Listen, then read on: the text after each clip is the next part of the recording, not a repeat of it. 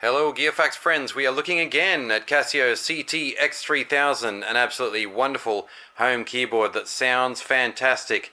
Sound though is only part of the business, isn't it? We need to talk about the operating system, and this is where I run into a few problems with the CT-X3000. Before I get into what I'm going to say about it, I do want to emphasize again, fantastic sound. I love playing the keyboard. It feels nice, it sounds nice, it looks nice, everything about it is nice except the operating system. The main control center is all around the keypad here. All of these buttons have at least two functions depending on how long you press them and in what part of the menu system you press them. The most important thing to note is that 1, 2, 3 and 5 are also direction keys, kind of like a WASD control system for a computer game. Note also that no and yes is also plus and minus or up and down for values, and also be aware that enter and yes can mean different things depending which menu you're in.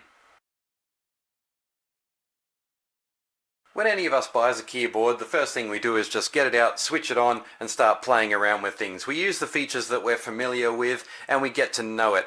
I would urge you to do exactly that with the 3000, and as you go, write down a series of questions that you've got about particular functions that you weren't able to access intuitively, because I'll tell you now, the manual is extremely difficult going. There are a lot of symbols, numbers, references to things on other pages, a lot of functions that aren't explained in full because they refer to page 46 when you're on page 92, and it says read the little bit on page 46, then come back here to 92 and you should have a better understanding of what to do. I understand that's done for efficiency, fair enough, but it makes for a really complicated read. And maybe I'm a little bit slow, but I've found a lot of functions that I thought should have been pretty straightforward to have very illogical sequences of key presses in order to get to where you want to be. And after staying up for approximately half the night studying the manual carefully and trying out many functions on the keyboard, I have to say I'm a lot further away from mastery than I really thought I would be. Anyway, to change or edit any major features, the first thing you're probably going to have to do is press the function key, but you've got to hold it down to go into the edit menu. And by default, because we're in tone mode when we switch the keyboard on, we're going to go straight into the sound editing features. So here's our directional keys here, and we can change some of the various features of the main sound, the default sound piano. So we can change the amount of reverb we're going to put on it, whether or not we're going to have chorus, some delay. So the master effects there. We can also adjust attack time and things like that. When you turn the dial, that will change the value. So that part of it's nice and easy. And if it's just those basic changes that you're making, you can press number 7 up here, which doubles as a right key when you're in edit mode, and save it to one of the vacant slots. So when you first go on this keyboard, that might be a tiny bit confusing at first, but after a couple of minutes you'll get the idea, and before long I found that I was quite able to save several sounds in my quick retrieval slots right here. Although I just forgot just then that you have to exit the edit mode and confirm that you want to exit the edit mode, and also confirm that you do or don't want to write what you've just edited before you're back into your normal mode. So that's back at piano now, and here are the sounds that I created.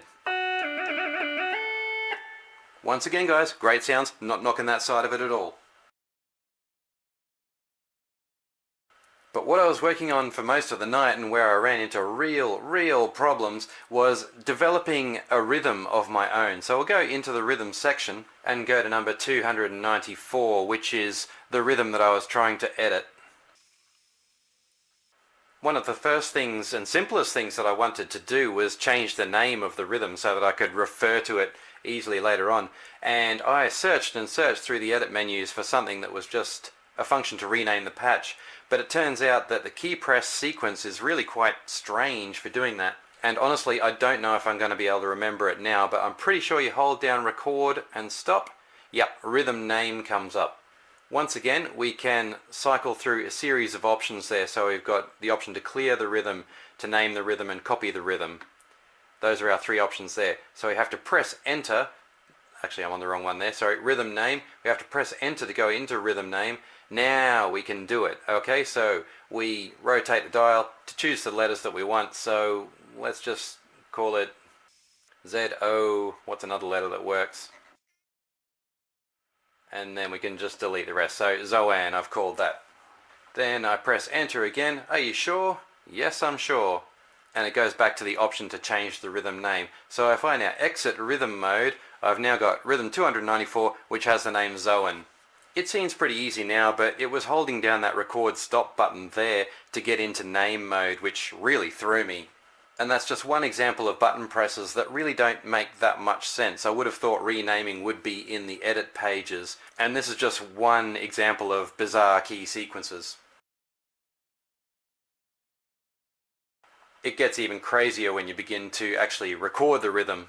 Okay, so I'm going to go on memory of what I learned just before I went to bed at about 3 o'clock this morning and try to create a rhythm. I'm pretty sure it started with record and stop, just one press, and it flashes record there. So now we're in record mode and we've got 9 tracks that we can record in. The manual advises you to go into part mode here and select a particular track to record. Got to be honest, I'm not sure quite what it's doing there. So obviously straight away I've gone wrong. But anyway, we're still in record mode. And here I'll point out another good feature. You can record 8 parts to your rhythm. So 1, 2, 3, 4, and each of those has an A and a B section. So last night I just recorded a very basic drum pattern there. It's not even a pattern, it's just 4 bass drums in a row, in a loop. I haven't yet been able to figure out how to quantize that. The section on quantizing in the manual is something to behold.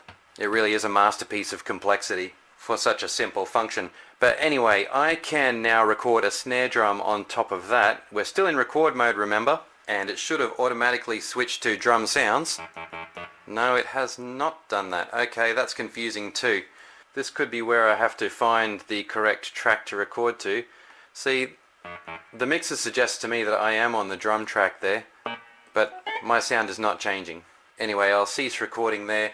I guess I'm just making the point that after so many hours of working on this, and me being a moderately intelligent guy, I would have thought I'd be a lot further in creating very basic loops, neatly quantized and ready to be arranged into a song. Given that this is still a reasonably new keyboard on the market, I think we all need to get together and create more forums and more videos about ways to actually get some work done on this keyboard. So, I'm going to say it one last time, I love the CT-X3000, it's a great keyboard, it sounds so good, and it's a real shame about this operating system, it's driving me nuts. I'm sure I'm going to master it one day, but I think it is important to let consumers know that this is a hurdle that they're going to have to overcome. If you're a person who finds manuals difficult to understand and maybe technical things don't really come naturally to you, I anticipate you're going to have a lot of problems, okay? So there are other keyboards on the market that have better operating systems, including older Casio models. So shop around, just be aware that this is what you're going to be getting for your money. I still love it. I forgive you, Casio. Thanks for watching Gear Facts. Thanks for liking, commenting, or subscribing. And please share this with anybody else who you know is in the market for a keyboard. More videos to come about this excellent new series from Casio, and I look forward to seeing you next time. Thanks once more for watching Gear Facts.